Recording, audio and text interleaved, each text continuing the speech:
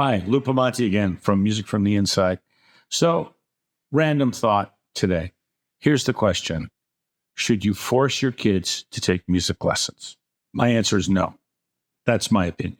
I'll tell you my story. There was a piano, an old player piano that had the player guts ripped out of it in our basement because it was given to us by my Aunt Rose. So I have two older sisters. One is 7 years older and one is 11 years older. And as they were growing up, they were forced to take piano lessons. And I don't think either of them had any desire to play the piano. They certainly never took to it. They just complained about practicing, being forced to practice all the time. And to this day, neither one of them can play a single note. So when I came along 7 years later, my parents were a little bit more experienced now, and they decided to not force my little sister to take lessons. So there was just this piano downstairs, this funny old player piano. And one day I started plunking on the notes. I was 12 years old and I started plunking on the notes, and it appealed to me. And what happened was I opened the piano bench, and it turned out that my Aunt Rose was a boogie-woogie piano fanatic. I don't know how well she played, but she had all these books, of which I have all of them still, how to play boogie-woogie piano. So I started reading all these books, and I would start to decipher things like, which is, a classic boogie-woogie bass line. And I started to plunk out the notes, and I had already been taking flute for a year at junior high school. So I kind of knew what the notes were. So I figured out where a C was on the piano. There's no internet. There's no YouTube. This is 1970.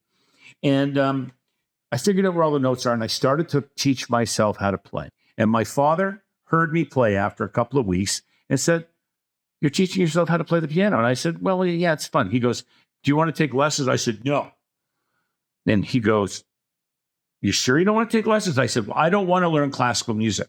He says, "You don't have to learn classical music. Why don't you just learn popular music?" And I said, "I'm not sure." He said, "I'll make you a deal." He said, "Take 6 lessons. If after the 6 lessons you do not want to continue, I will never say another word again as long as we live." And I thought, oh, okay. So there was a place in downtown Weston called Rose Music Center. And down we went there.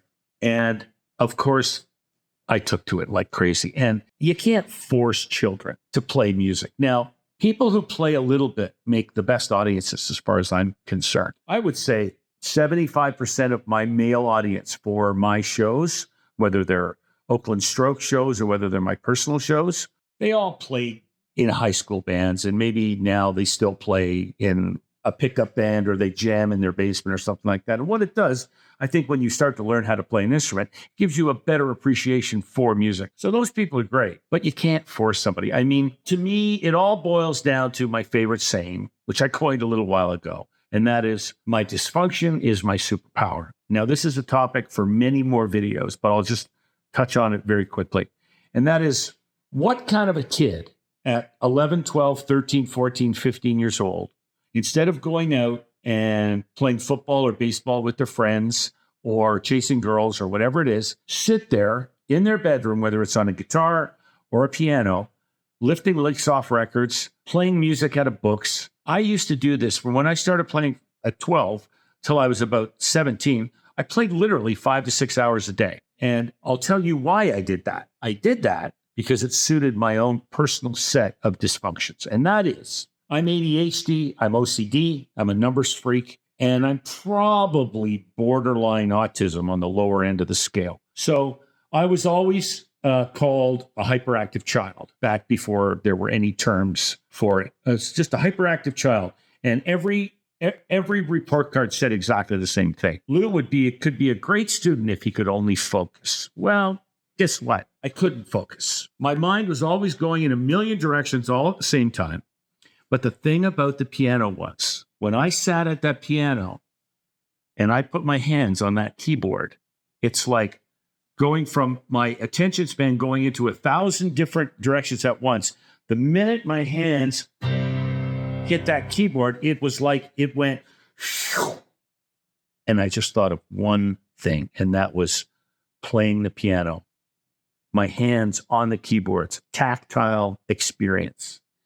And so it turned out that playing the piano for me was a restful experience. And that's why I did it 6 hours a day, because basically people do the things that make them feel good.